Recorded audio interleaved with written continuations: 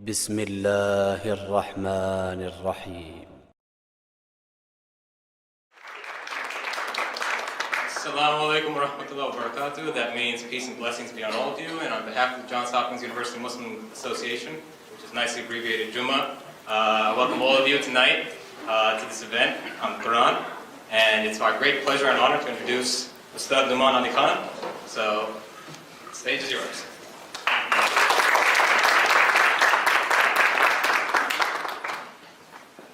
Assalamu alaikum wa rahmatullahi wa barakatuh. Alhamdulillah, wa salatu wa salam ala rasulillah wa ala alihi wa sahbihi ajma'in. I was told I have about 35 minutes. I added the 5 myself for this talk. Inshallah ta'ala, I'm going to try to keep my conversation focused to a college student audience. I don't want to cater this as a general talk, but I wanted to kind of focus it to a student audience, inshallah, on the subject matter of appreciating the Qur'an.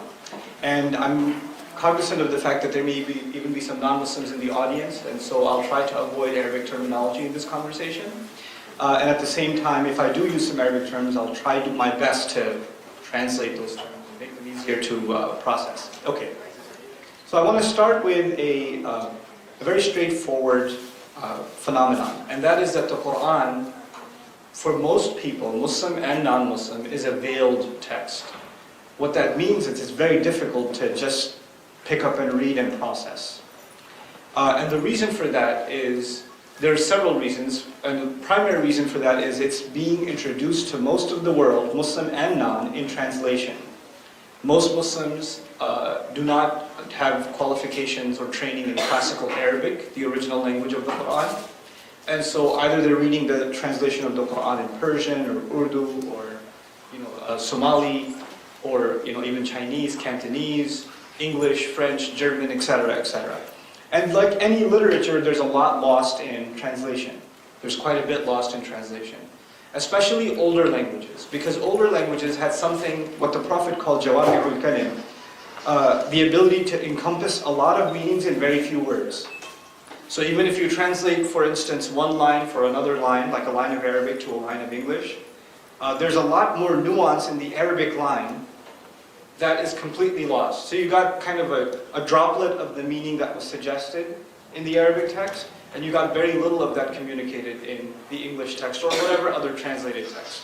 There's an additional problem, and that is that in old languages they had their own figures of speech. They had their own, sort of things they said that they didn't mean them literally, they meant them figuratively.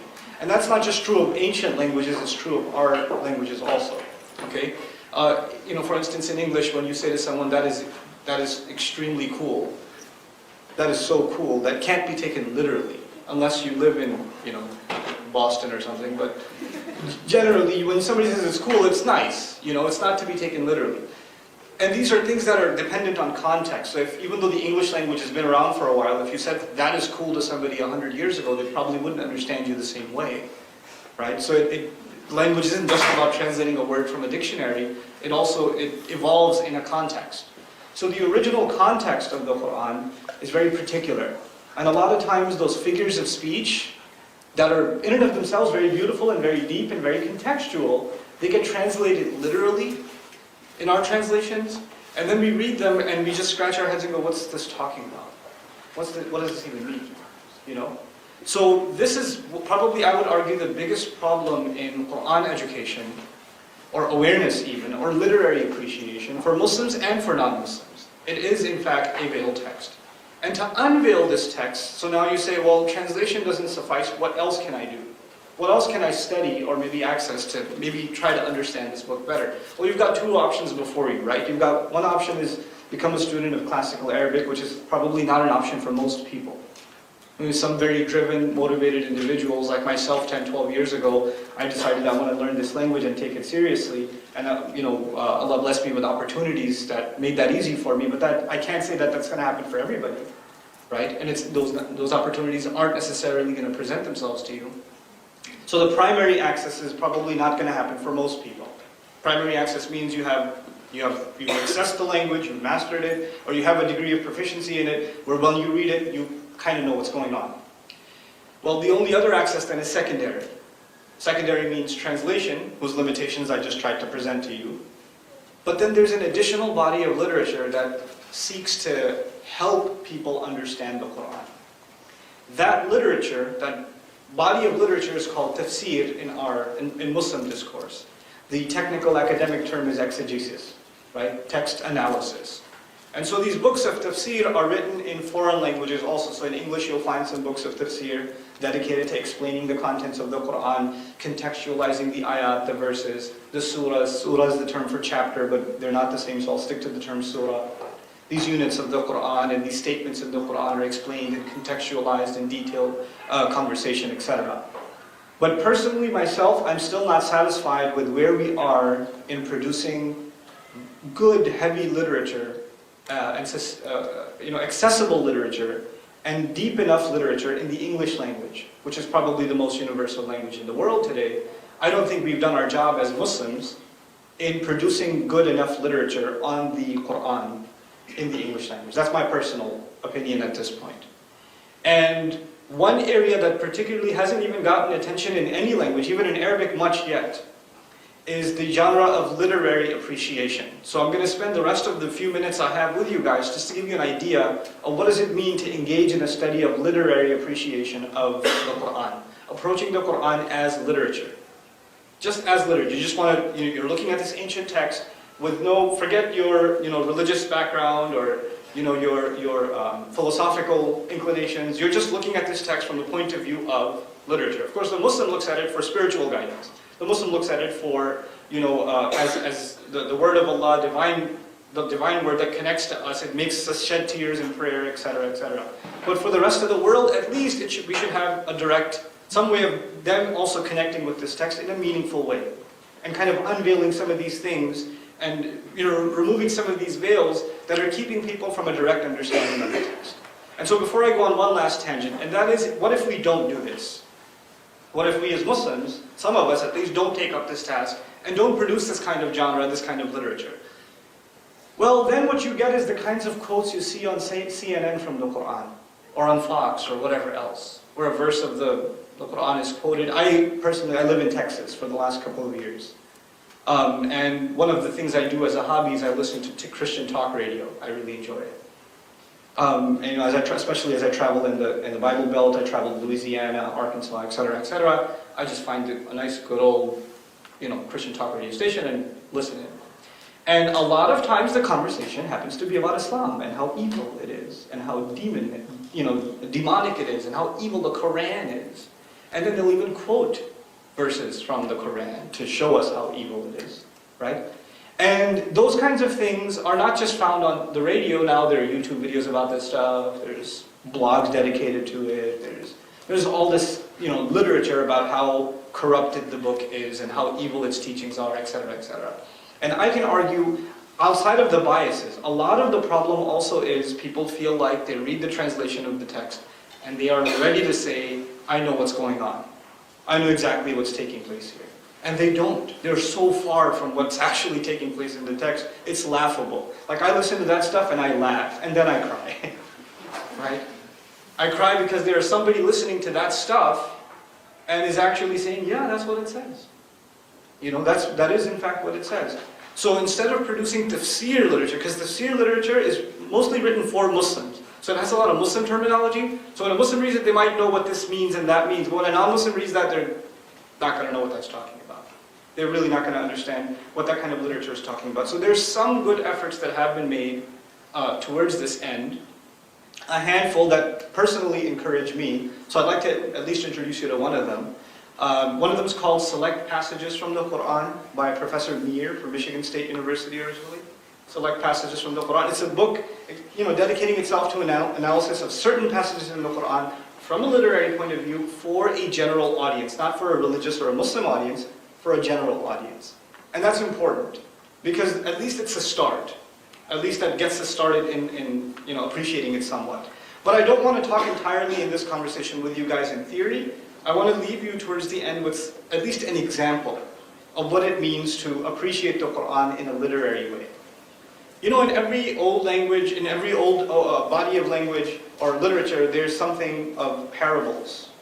And they have a lot of parables and examples and stories. The Qur'an is full of parables. It is absolutely full of parables. And some of them are just if you read them in translation, they're really confusing. So I'll share with you a parable from the Qur'an, or maybe two if we have time, okay? And I'll try to stick to, as I recite the Arabic, I'll try to translate it into English so everybody can follow along, okay? ثُمَّ قَسَتْ قُلُوبُكُم مِّن بَعْدِ ذَلِكَ فَهِيَ كَالْحِجَارَةِ أَوْ أَشَدُّ قَسْوَةً. Then your hearts became hard like stone, or even harder in terms of stiffness. وَإِنَّ مِنَ الْحِجَارَةِ لَمَا يَتَفَجَّرُ مِنْهُ الْأَنْهَارُ. Even out of stones there are ones that burst open and rivers gush forth. Okay, so the first part was your hearts became hard like what? Just to see if you're awake. They became hard like what? Stone. Even harder. The next discussion, same ayah, same verse. Even out of stones there are those that gush forth with water coming out.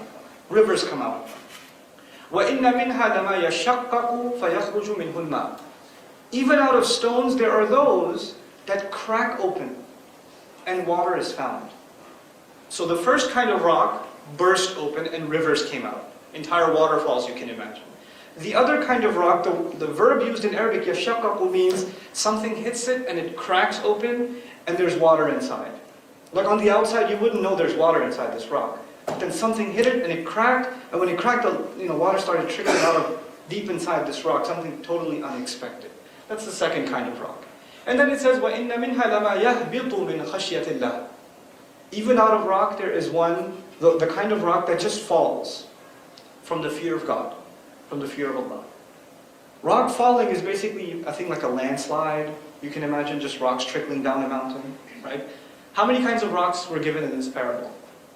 3, right? Rocks that burst open, rocks that crack and water is found inside, and the third one, a rock that falls off of a cliff.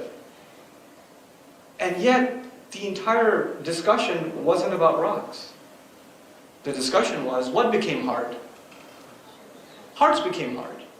And then they became like rocks. Speaking of rock, there are 3 kinds of them. Actually, what we're learning here is, according to the Qur'an's, this bit of wisdom from the Qur'an, it's not talking about 3 kinds of rocks. It's talking about 3 kinds of hearts. It's talking about 3 kinds of people. 3 kinds of spiritual tendencies. These things were very understandable to the original audience, because they use this kind of imagery all the time. I want to hold off on explaining this parable a little bit. I'll give you another parable. This is not from the Qur'an. This is from classical Arabic. One of my favorites. There was this poet in ancient Arabia, pre-Islamic Arabia. Very famous poet. People loved his poetry. And yet he was extremely poor. So people loved him, but he doesn't have anything to show for it, basically. So one day he's reciting this poem at home about how generous he is. Which is kind of ironic. You kind of have to be wealthy before you can be generous, right? So he's making poetry about his generosity, and his wife tells him, what are you doing? We don't even have food to eat. And you're making poetry about generosity? And he turns to her and he makes another poem to her. He just kind of on the fly recites a bit of poetry to her, and he says, "As-saylu harbun ala makanin ali." Heavy rain. Imagine this guy is in a fight with his wife. He turns to his wife and he says, heavy rain doesn't get along with a house on top of a mountain. What? I always thought you're crazy. Now I know you're crazy. Heavy rain doesn't get along with a house on top of a mountain. As-saylu harbun ala makanin ali. Very famous piece of poetry. What he meant by that is something interesting. It's imagery. Imagine a house on top of where? A mountain. And also imagine what's going on. It's raining really heavily. Okay. Where does the water go? Does it flood the house or does it trickle to the bottom of the mountain? Does the water stay on top?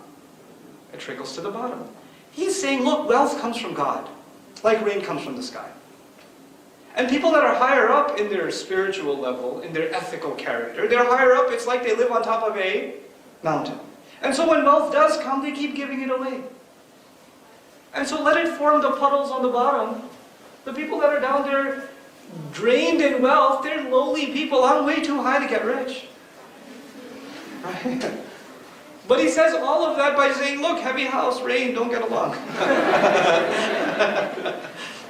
So they spoke in this kind of code, And it's really fun to decipher the code, to figure it out. And then they had this thing with people who could figure it out, they call them Arab. one of the meanings of Arab, the word Arabi is depth. This guy's deep, he got it. And the one who didn't get it, they call him ajam, he's impaired. His mind isn't that sharp. So they spoke in these riddles. So let's go back to this parable for a minute. 3 kinds of hearts represents what? Represents what? 3 kinds of rocks represent 3 kinds of hearts. Okay. So there's a person who hears, they've been thinking about God, a purpose in life. Why am I on this earth? Where am I going to go after I'm dead? Why is there injustice in the world? They're asking themselves these deep philosophical questions. That is not most of us. But there are people like that in the world that genuinely ask themselves, not what's for dinner, but what am I doing here? What is truth? What is justice? They ask themselves these deep philosophical questions. You call them geeks and weirdos. History called them philosophers. You might even have friends like that are really nerdy. They're thinkers. They don't really like to go to the party. They don't want to go hang out. Every time you see them, they're reading a book.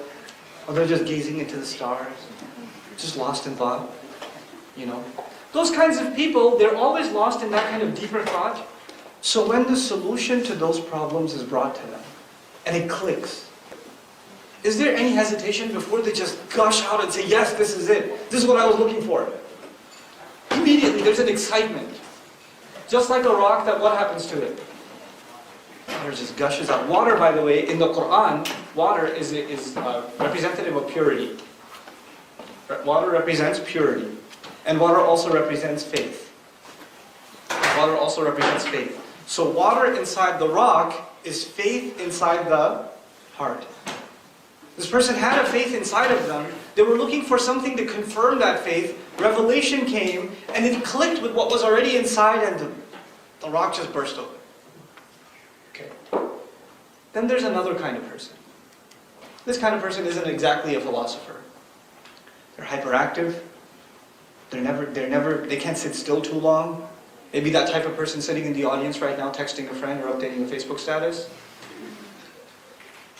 I saw you. No, I didn't. I'm kidding. I had to call you out. If you felt called out, the joke's on you. Okay, so, they're hyperactive. They constantly got to do stuff. You might have a friend like that. Hey, what are you doing? What do you want to do? Want to go somewhere? Want to get some pizza? Can I come over? You want to come over? I got to do something. Jittery. Can't sit still. Busy in life. These are not the kind of people who think about what is the purpose of life. Why create these heavens and this earth? Why does my soul beg for a deeper meaning? They don't ask themselves these questions. They ask themselves, when will the pizza get here? Right? They're busy in the day-to-day of life. That doesn't mean that they're not spiritual creatures, that they don't have a soul, that they don't have, some water is not in their hearts. It's just harder to get to. It's harder to get to. But you know what happens with people like that? A traumatic experience. A near-death experience. Sickness in the family, death in the family, loss of a friend. Something really strong happens in their life and they're shaken, and that rock finally cracks, and what comes out? That faith that was always there. Now it comes out. There are lots of people in the world like that. They go through a traumatic experience and after that they straighten out. I found God afterwards. Before that I was a different person. Then this thing happened in my life and oh my God, I changed. The Muslims in the audience are familiar with the story of Umar, a companion of the Prophet. Pre-Islam, basically the description of a party animal. If he wasn't womanizing, or hunting, or horseback riding, or killing dudes, he didn't know what else to do with himself. He's busy, and 6 years, he's in the same city as the Prophet himself, doesn't know what Qur'an is for 6 years. You ask yourself, 6 years in Makkah and he doesn't know what Qur'an is? How did that happen?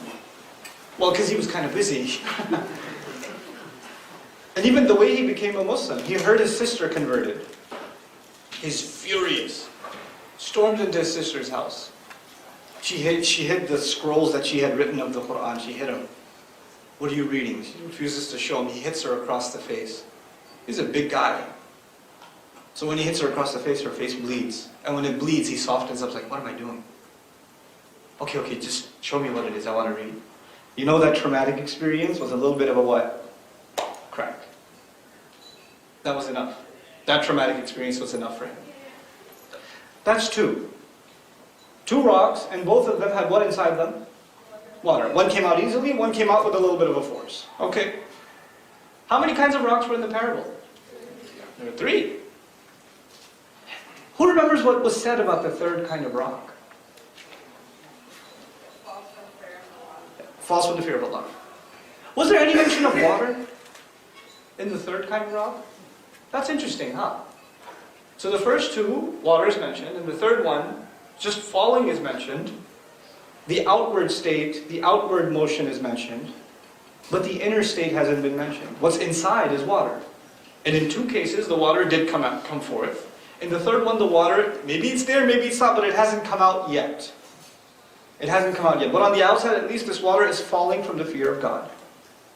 This alludes to another beautiful teaching in the Qur'an. Most Muslims here will know there are three states of faith. There's ihsan, I won't translate yet. Ihsan, what else? I'm going from the top to the bottom.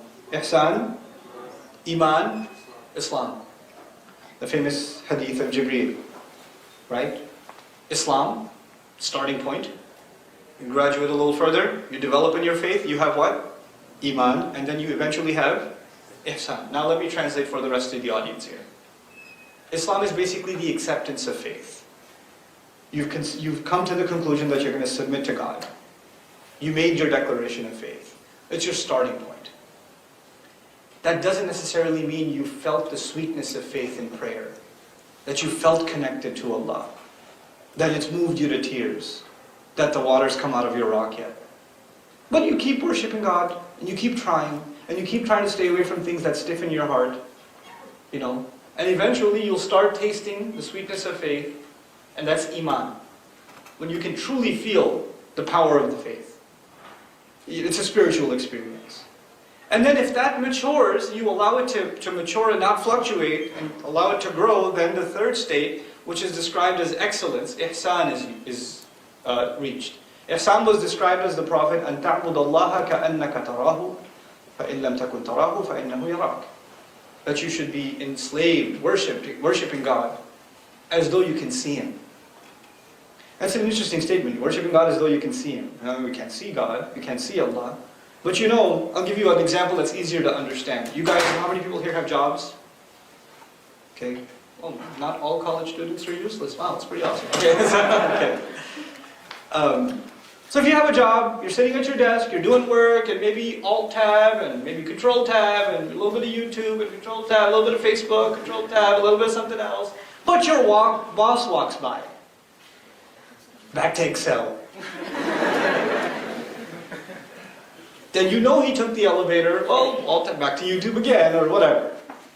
If you know the higher power is just watching, you can see Him. You can see Him, meaning He's close. Your behavior changes or no? It does, doesn't it? There's this, if you want to appreciate what fear of God means, there's a guy, he doesn't care about the traffic laws or whatever, he blows by stop signs, but he sees the cop. And all of a sudden, a spiritual fear takes over, and he abides by the law, because that's taqwa for you, right? Fear of consequence. He'll stop. If you see the authority in front of you, there's going to be a different reaction. And this is not just out of fear, even out of respect. Maybe you're talking among your friends and you're speaking kind of inappropriately. Your mom walks into the room. Your teacher walks into the room. Someone you truly respect walks into the room. When we are around people that we respect a lot, we watch ourselves more. We don't just say anything that comes in our mouth. Our behavior changes. Ihsan is when you realize God is constantly watching you. And not just out of fear, but out of respect, out of love, out of consideration, out of appreciation. I'm going to watch myself. أَن تَعْبُدَ اللَّهَ كَأَنَّكَ تَرَاهُ. To be in that state all the time is pretty amazing. That would be called excellence. It's the highest state of faith. Now let's come back. A person who's just starting out may not have tasted the sweetness of faith yet. Just like a rock that hasn't experienced what yet?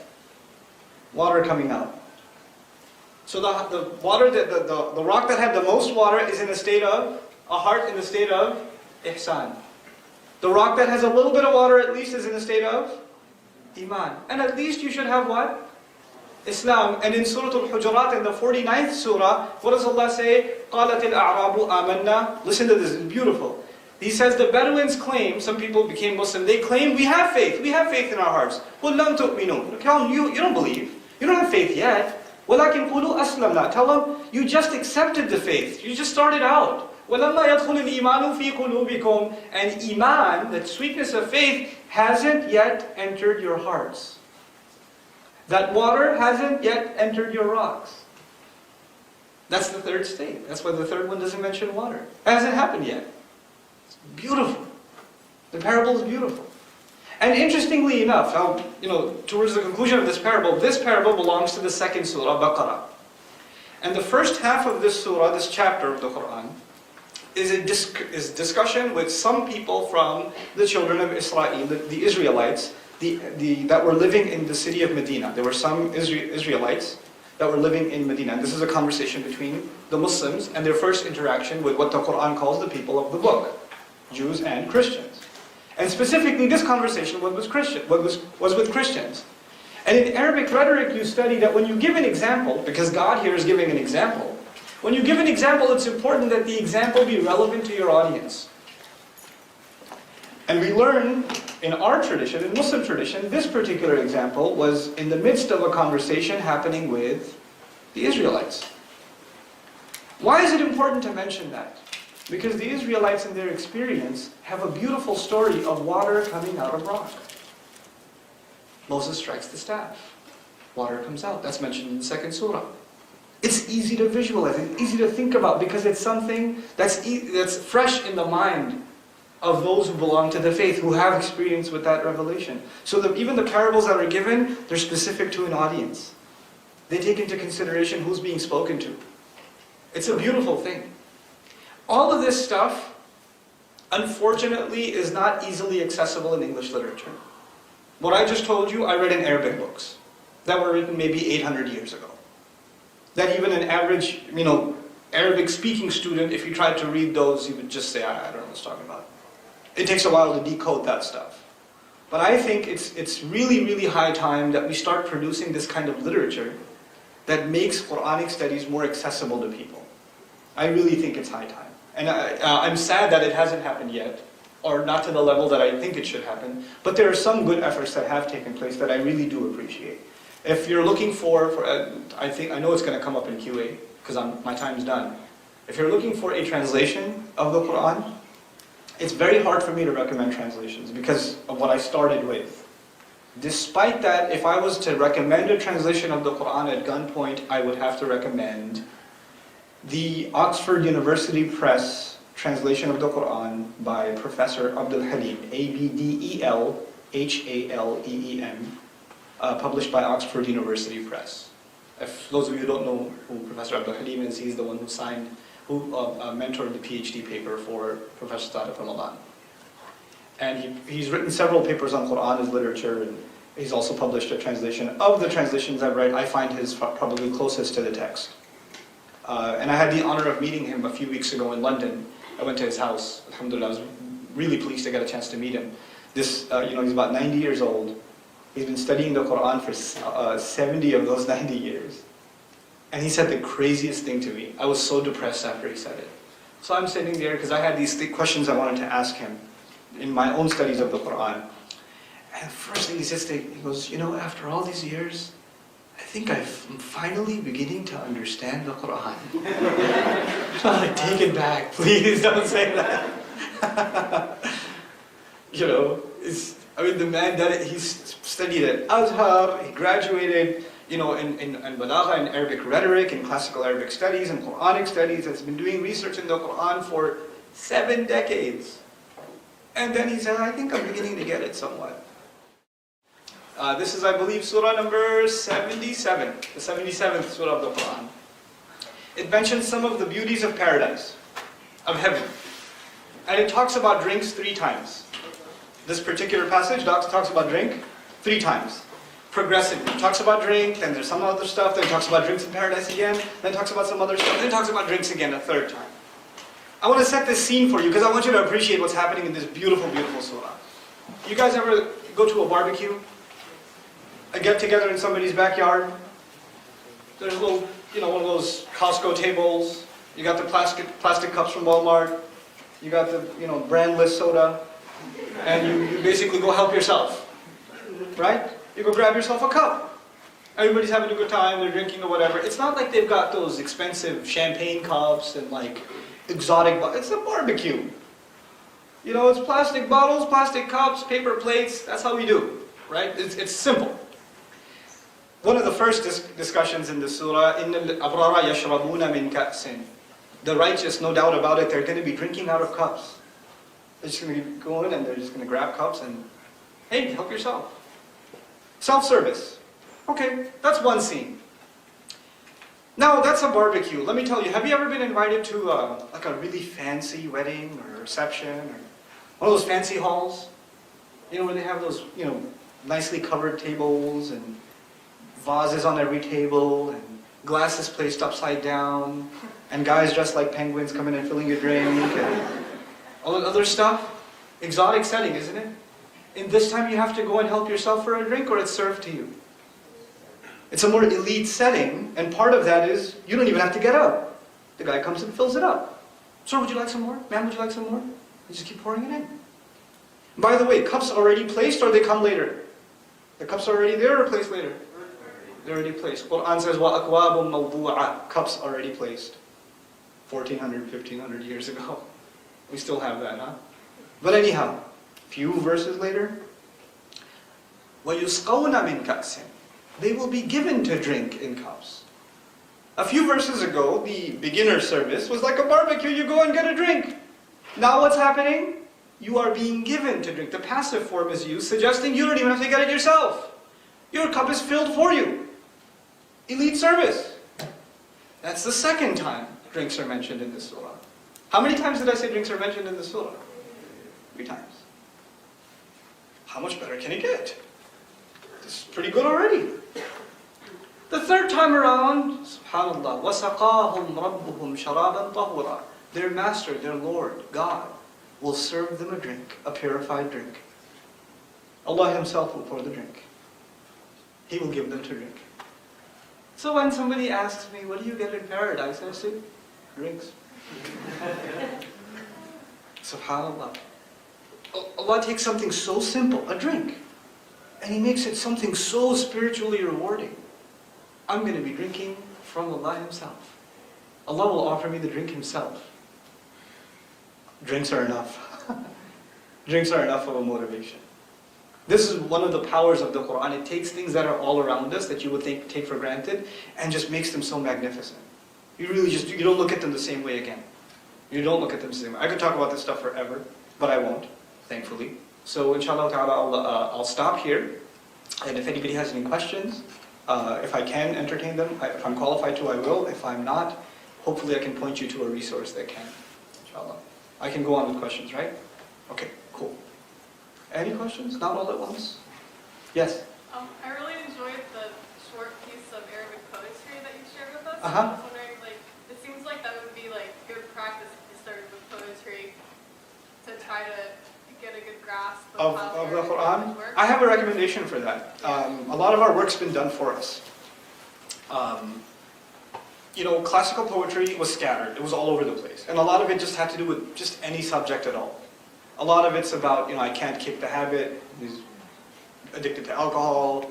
Another guy lost his girl and he's writing 20 lines of poetry just about that or whatever. It's very scattered poetry, subject-wise. But a really great resource on a collection of classical poetry and Arabic idioms and expressions there's 2. One of them, I can think of the name off the top of my head, is called Verbal Idioms of the Qur'an. Verbal Idioms of the Qur'an by Mir. It's an academic book, it's boring, it's going to be difficult for just a lay people to read because a lot of it's in transliteration, but it's a fantastic resource, probably one of the best I've ever seen, on collecting classical poetry that is directly tied to certain verses of the Qur'an. We'll find the same expression used in poetry and the same ones being used in the Qur'an, so it was familiar to the Arabs. So he collected about 430 such cases in this book, so it's a fantastic resource on that subject. Other questions? Really? Going once? Going twice? Okay, barakallahu feekum. Thank you so much for listening attentively and not having any questions. Can I make a quick announcement before I go? Tomorrow from about 10 to 3 at the ISB, the Islamic Society of Baltimore, some of you might know where that is, I think. I'm going to be teaching a class on one surah, one chapter of the Qur'an, Surah Al-Rahman, the 55th surah. And it's basically a picture presentation. I'm trying to make the contents of it easier to understand, and I'm going to try to present it in language that Muslims, non-Muslims, even kids can hopefully process the stuff. So if you have the time, inshallah, I'd like to welcome you to come at the ISP tomorrow from 10 o'clock to 3 o'clock. Thank you so much for listening. Assalamu alaikum wa rahmatullah.